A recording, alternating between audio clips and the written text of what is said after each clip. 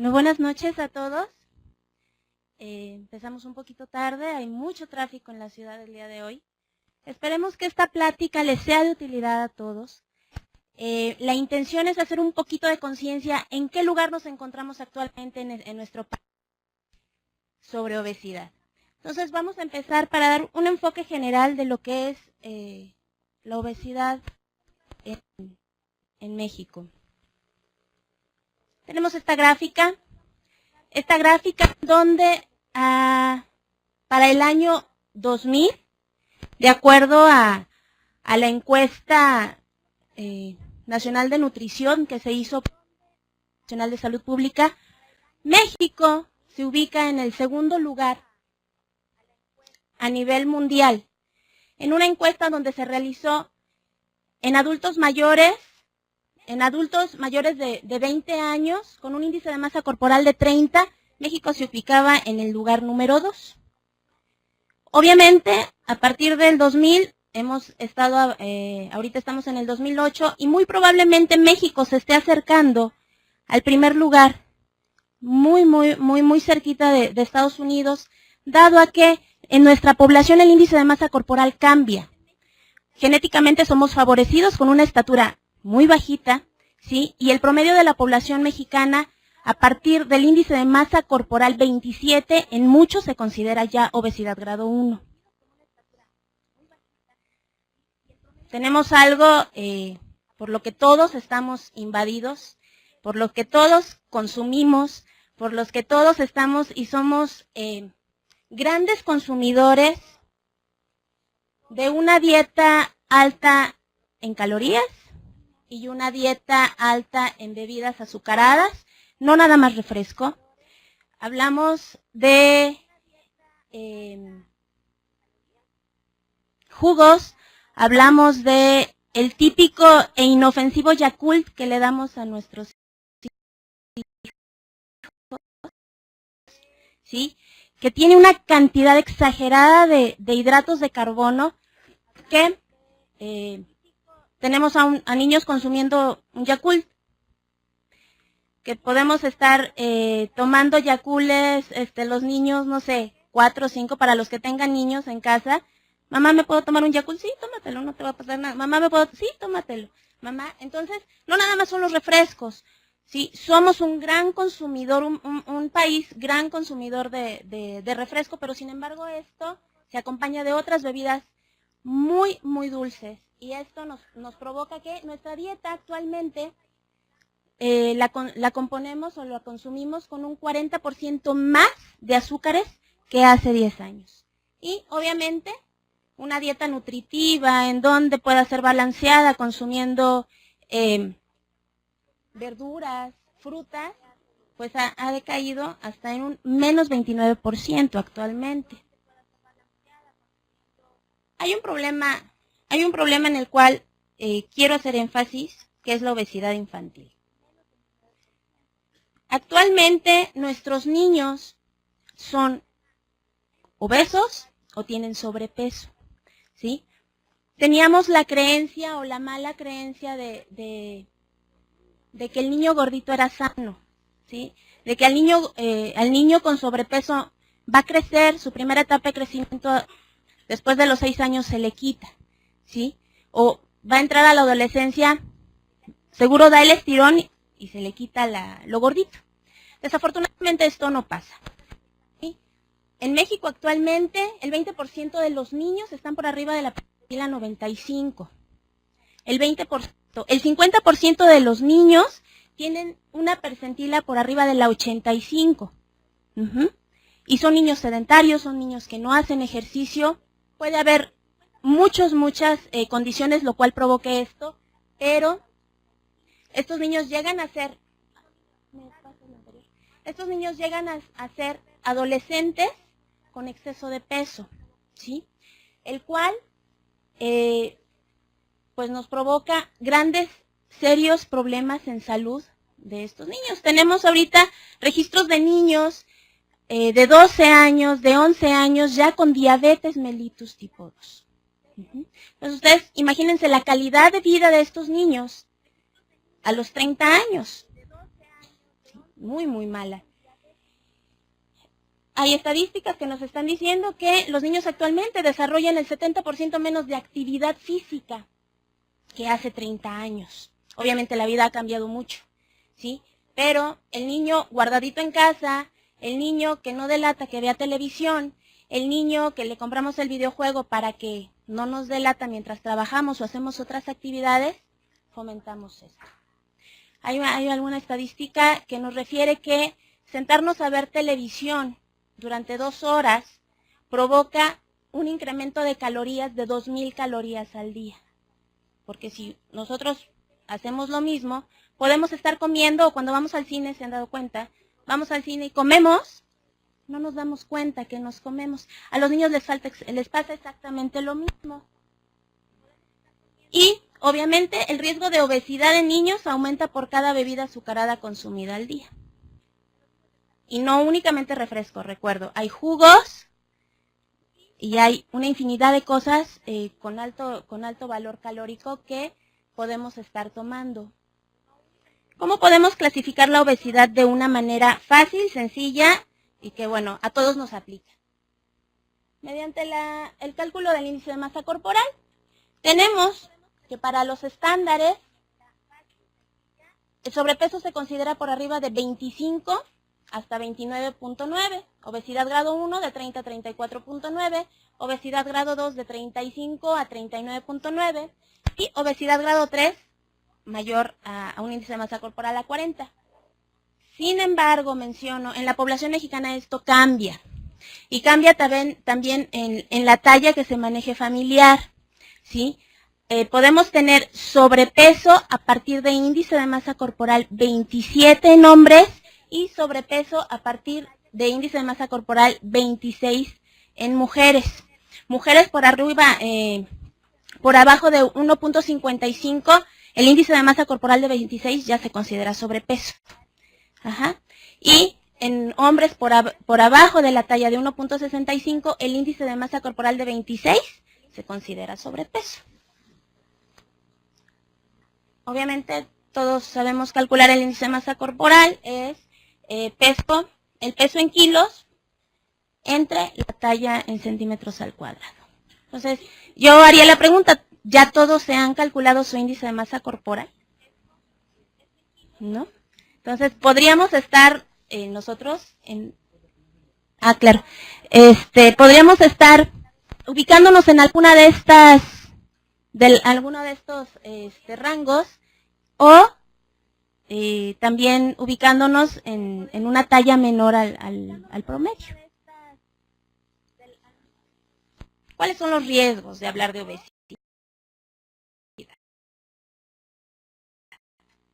¿Sí? La obesidad nunca se vio como una enfermedad, porque el gordito era el gordito feliz, el gordito que nunca se enfermaba, el gordito inclusive se catalogaba como un estatus social. La gente obesa adulta podía representar poder, podía representar que tenían dinero, el que era gordo pues era el que podía comer bien, ¿no?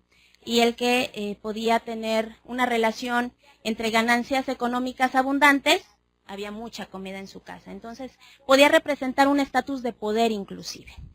Este tipo de gente se consideraba no enferma, hasta hace algunos años que se le empezó a dar una importancia a lo que sería la acumulación de grasa corporal y todo lo que nos podía conllevar. Esta, demostrado, todo paciente con obesidad puede cursar con la apnea del sueño. Las estadísticas nos refieren que se puede presentar cáncer en más del... por arriba se incrementan las posibilidades de presentar cáncer un 16%. Diabetes mellitus, que va relacionada, uno va de la mano de la otra. La obesidad va de la mano con una alteración en el metabolismo de carbohidratos. La diabetes se relaciona, las posibilidades de presentar diabetes un 133% más, ¿sí?, que la población que no es obesa. La hipertensión también va muy de la mano con esta. Los accidentes se incrementan obviamente en un 18%. La enfermedad cerebrovascular se incrementa un 53%. enfermedades coronarias un 35%, las hernias, puede haber artritis, infertilidad, suficiencia venosa, y podemos hablar de una lista interminable de acontecimientos que pueden, o comorbilidades que pueden presentarse en el paciente obeso. Una foto un poquito dramática, por decirlo así, pero estos niños no los vemos enfermos aparentemente. Están comiendo a gusto una Mac dieta,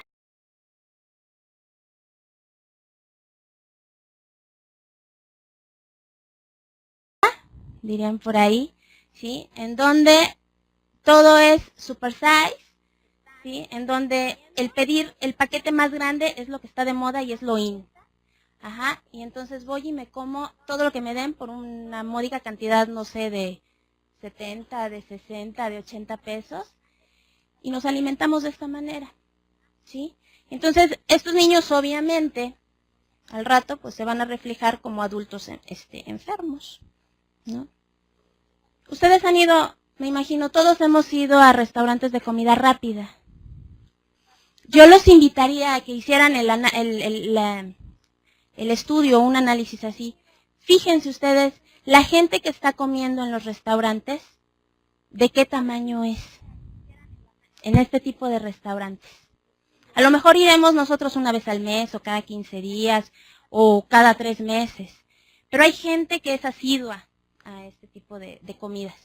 Entonces, pasa que está la familia botero tradicional. No sé si se hayan dado cuenta, ¿no? Está papá, mamá, gruesos, y los niños también. Nada más nos faltaría por ahí el gatito, ¿no? Que también se acercara, que estuviera ahí acompañándolos. Pero hagan observen a las familias que acuden a este tipo de restaurantes. ¿Cuál es la importancia de esto? La distribución de masa grasa corporal es la clave fundamental de esto. Tenemos masa grasa que se puede acumular de manera periférica y de manera central. Nos vamos a enfocar en esta, porque este es el tipo de grasa que nos ocasiona todas estas manifestaciones metabólicas y alteraciones que nos pueden llevar a que un obeso se enferme, o una persona que tiende a acumular grasa de manera central estoy hablando alrededor de la cintura, que es la grasa metabólicamente más activa, ¿sí? Porque hay una secreción de sustancias llamadas citocinas que incrementan en mucho la probabilidad de riesgo cardiovascular, la probabilidad de diabetes mellitus, la probabilidad de hipertensión, ¿sí? Tenemos el riesgo cardiovascular asociado a la circunferencia de cintura. La normal, una cintura normal que podemos considerar adecuada en un hombre adulto es menor a 90 y en una mujer menor a 80.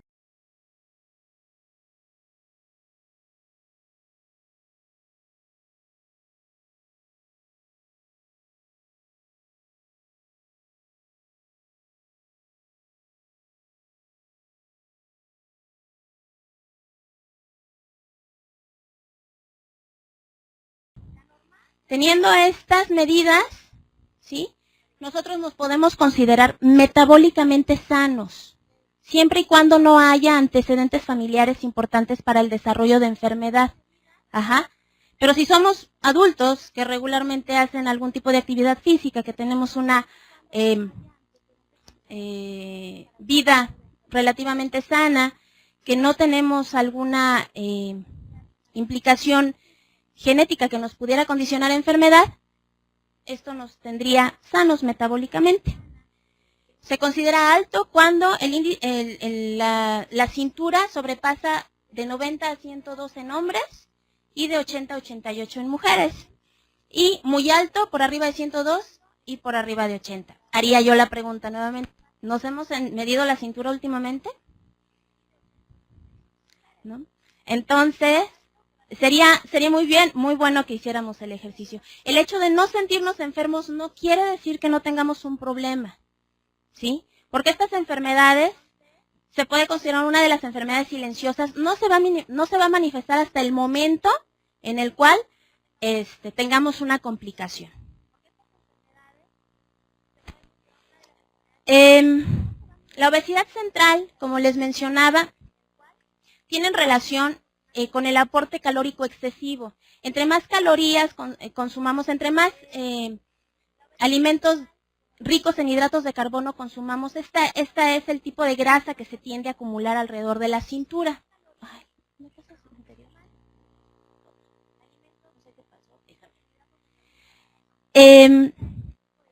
Este aporte excesivo de calorías se deposita como grasa visceral.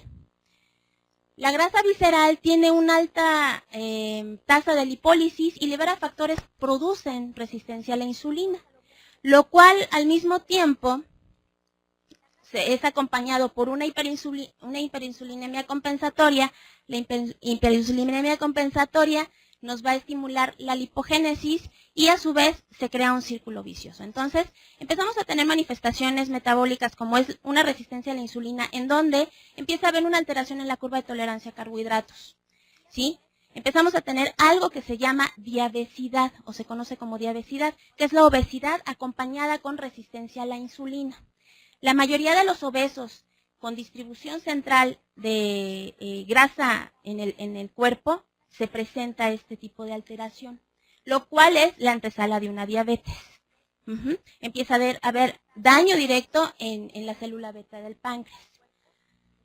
La grasa también ocasiona este tipo de grasa de obesidad central, la acumulación de grasa a nivel central, hace que se secreten ácidos grasos no esterificados. Empezamos también a tener liberación de las citocinas que mencionaba anteriormente, que una de ellas es el factor de necrosis tumoral alfa, interleucina 6, angiotensinógeno, el inhibidor 1 el activador de plasminógeno. Se va a inhibir la acción de la lipoproteína lipasa, ¿sí? Se activa a la proteína transportadora de colesterol, lo cual nos va a ocasionar un aumento de triglicéridos, el aumento de LDL pequeñas y densas, que son las más aterogénicas, ¿sí? Son las lipoproteínas que nos provocan se empieza a formar la estría ateromatosa y posteriormente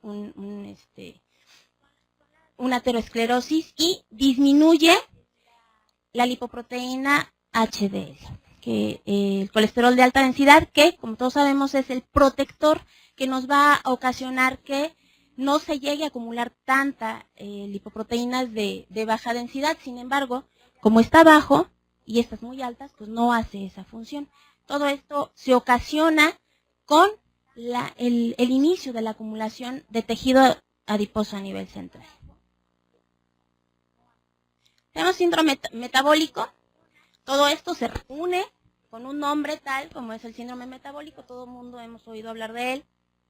Y el síndrome metabólico nos va a ocasionar resistencia a la insulina por una hiperinsulinemia ocasionada por el incremento de grasa a nivel central.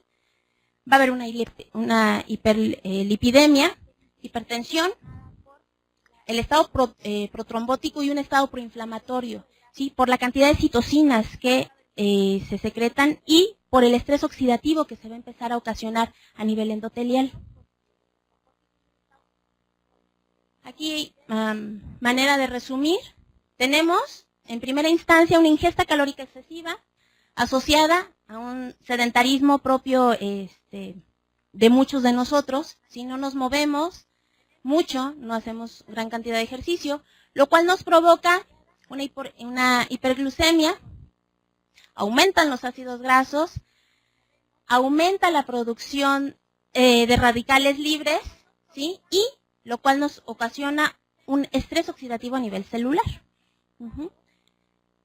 Esto a su vez, hay una disfunción endotelial y nos puede ocasionar enfermedad vascular. A su vez también hay un aumento de la resistencia a la insulina, lo cual nos va a provocar, es otro de los componentes del síndrome metabólico. El síndrome metabólico a su vez nos lleva a una enfermedad cardiovascular y a una disfunción endotelial. hay el estrés oxidativo, también hay daño directo a las células beta por la producción de insulina, por la alteración en la producción de insulina. Aumenta la tolerancia a la glucosa, una diabetes, y la diabetes a su vez nos provoca estrés oxidativo. Entonces hacemos que esta célula sufra de tal manera que llega un momento que se satura y muere. Y el estrés oxidativo provoca apoptosis celular. Y a su vez, bueno, es una cadenita que no se detiene, no se detiene hasta que se interviene. Pero esto no se siente. Esto no lo vamos a sentir hasta el momento en que se manifieste una diabetes o tengamos una tromboembolia a cualquier nivel, un EBC o un infarto. Estos son los criterios propuestos para poder determinar lo que es el síndrome metabólico, de todo lo que venimos platicando anteriormente, ¿sí? Está uno de los factores predisponentes, es la obesidad abdominal. En mujeres latinas, una cintura por arriba de 80 ya se considera un índice de riesgo, y en hombres 94 centímetros. Los triglicéridos tienen que estar elevados por arriba de 150 miligramos sobre decilitro, un colesterol HDL en hombres menor a 40 y en mujeres menor a 50. Esto cambia al momento en que la mujer después de los 50 años, perdón. Cuando la mujer tiene los 50 años se igualan las cifras. Un HDL en una mujer de 50 años de 40 ya se considera un riesgo alto. Presión arterial entre 130 y 85, una glucosa de ayuno de 100 mayor a 110, ¿sí? No se considera diabetes todavía por la norma oficial mexicana, pero sí es un estado de prediabetes, lo que conocemos como diabesidad. Entonces, en este momento está indicado iniciar un sensibilizador de insulina como sería la metformina, para reducir este nivel de azúcar. Obviamente combinado con otras cosas que vamos a ver ahorita. Las causas, tan sencillas, ¿sí? El sedentarismo, nuestro gran amigo. El incremento en la comida rápida, la disponibilidad de comida en cualquier lugar, la tenemos. Las dietas hiperhidrocarbonadas, como ya lo mencionamos. Los ambientes permisivos. ¿Qué quiere decir esto? Yo estoy en un ambiente que me envuelve, estoy en un ambiente permisivo en donde estoy rodeado de infinidad de comida rápida, en infinidad de comida a la que puedo tener fácil acceso, como decir en la mañana mis galletas, al mediodía mis quesadillas y en la tarde, no sé, ¿qué se nos ocurre? Una pizza, por decirlo. Una guajolota.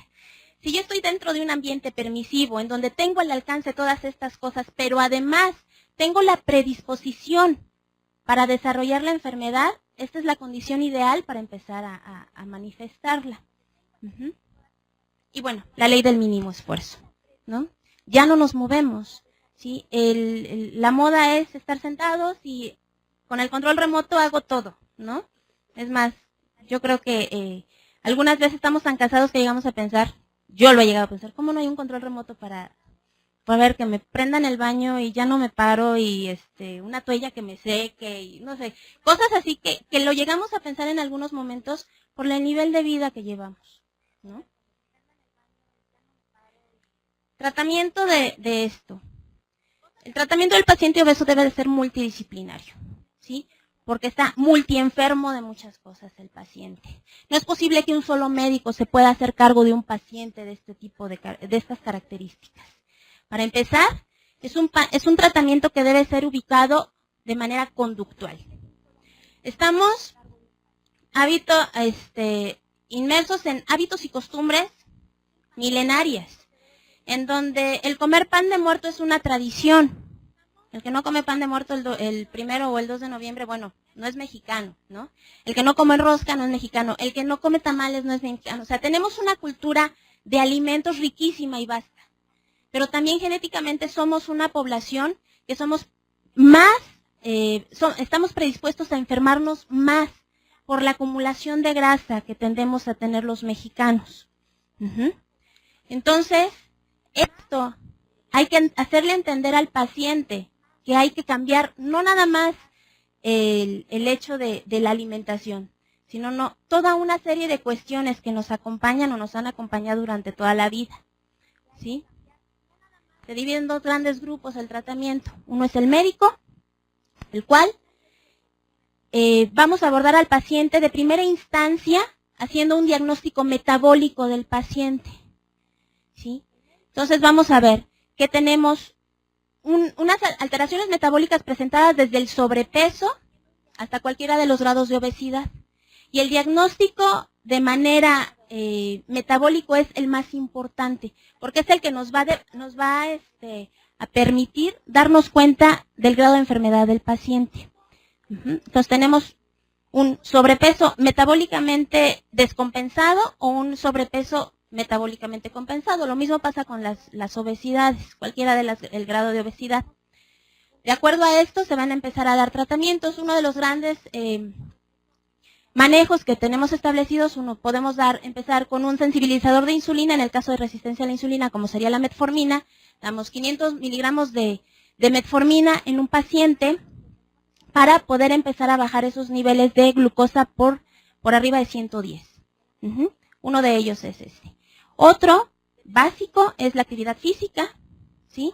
Otro básico es la orientación alimentaria. No llamarle dieta a una alimentación más sana, porque desde el momento que nosotros y cualquiera oímos la palabra dieta, ya no la hicimos, ¿sí? Porque empezamos, mañana empiezo mi dieta y hoy como de todo. Y me voy a permitir comerme, todo lo que se me ponga enfrente, ¿no? Varios me darán la razón aquí. Entonces, al momento de hablar de la palabra dieta, me pusieron a dieta. No, es que ya no puedo comer eso. Es que ya no puedo. Y entonces nos vamos haciendo de una serie de barreras con esa sola palabra.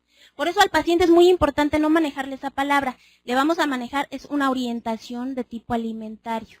Vamos a comer igual, más sano y se va a beneficiar de esto. Otro tipo de ayudante, coadyuvante al tratamiento que le podemos dar a nuestro paciente están la sibutramina, ¿sí? Que es un inhibidor de la recaptura de serotonina que nos va a ayudar a disminuir la ansiedad y el apetito. Entonces, empezamos con 10 miligramos a tolerancia, podemos subir hasta 15 miligramos, ¿sí? Y una de las cosas que podemos hacer con la sibutramina es no darla después de las 10 de la mañana, porque tiende a quitar el sueño. Entonces, el paciente, si la toma, entre más temprano la toma, tiene un mejor efecto durante el día. ¿Hay efectos secundarios? Sí, está contraindicada totalmente en pacientes hipertensos mal controlados. No se puede dar en este tipo de pacientes. Y el quirúrgico, que es el de ahorita, el doctor Torres va a ser el que nos va a hablar ampliamente de este tratamiento. El tratamiento quirúrgico está indicado en pacientes con problemas metabólicos severos, ¿sí?